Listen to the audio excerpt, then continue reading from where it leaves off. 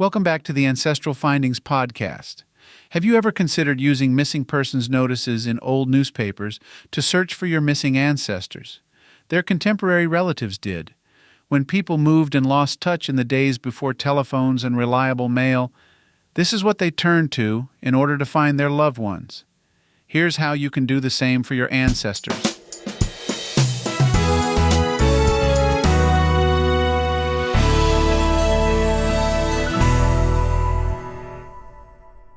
In the old days, before telecommunications, it was challenging for people to keep in touch when someone moved far away.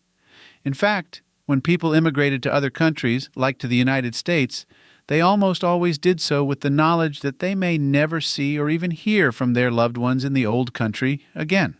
Of course, most of them always hoped to stay in touch via letters.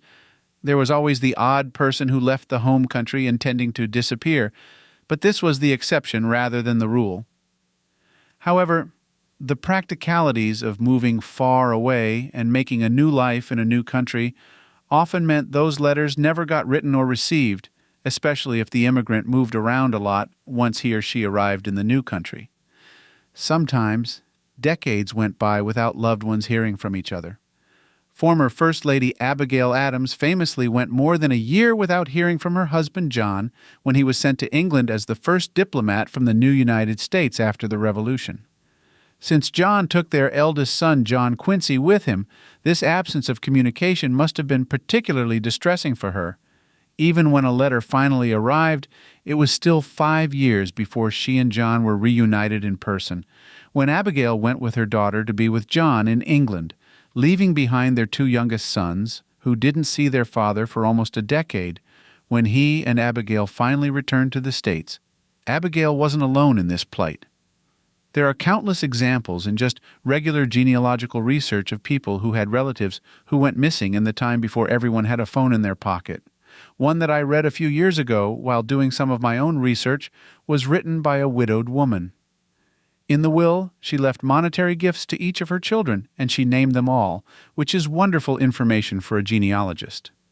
However, one of her children, a son named William, had moved out west about a decade prior, and according to her will, she had not heard from him since. Not knowing whether William was alive or not, the woman left him the same amount of money in her will as the rest of her children, but with the instructions that it be divided among the children whose whereabouts were known if William did not show up or send word to claim it in a certain number of years after the woman was gone. Of course, not everyone with a missing family member just accepted that they were unfindable. The newspapers of the 18th and 19th centuries are treasure troves of missing persons notices, and they can help you fill in some important gaps on your family tree. They may even be able to assist you in finding a long missing or even brick wall ancestor. Missing persons notices were commonly printed in newspapers by the family an immigrant left behind. Usually, those notices were printed because the family loved and missed that person and wanted to find out what happened to them. Other times, they were for the purposes of finding someone to claim an inheritance. Notices of a missing person, having something good to hear, upon contacting the person who printed the notice, are usually indicative of a waiting inheritance. Most of the time, these notices were printed in the town or state where they relatives back home last knew their loved one was located or was going. If they didn't even have that much information, they would print the notice in a national publication or in several different publications across the United States. The hope was always that their loved one would see it and respond. Failing that, the next hope was that someone who knew their loved one, either currently or who knew where they went after they left the area of the publication, would see it and get word to their loved one or respond to them personally with news of the one they were trying to reach. If you have been having a hard time tracking down information on an ancestor, looking in the missing persons section of old newspapers can be a great way to find them. The people who printed these notices were quite meticulous in their descriptions because they wanted to be sure there was no question as to who their loved one was and what they looked like.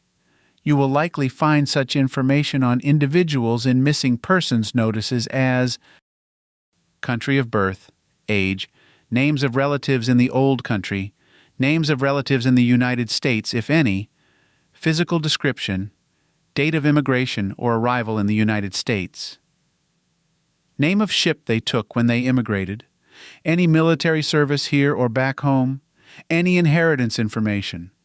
Not only does this kind of information let you know a lot about who your ancestor was and the kind of life they led, but it also gives you valuable clues as to further avenues of research into them and their family before they came to America.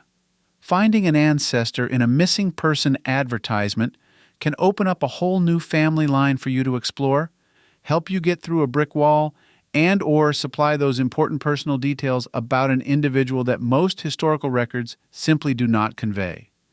They let you flesh out your ancestor, reconstituting him or her back into the real human being they once were, allowing you to get to know them better. This is an important goal of most genealogists, and one that is often challenging to accomplish without personal family stories in existence, or letters or diaries that were saved over the generations.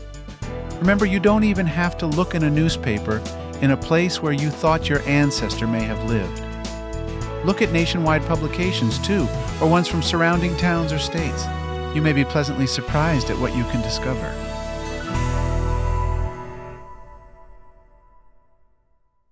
Thanks for listening to the Ancestral Findings podcast. Be sure to visit ancestralfindings.com to download a free genealogy ebook and sign up for the weekly historical postcard giveaway. I hope you have a wonderful day, and as always, happy searching.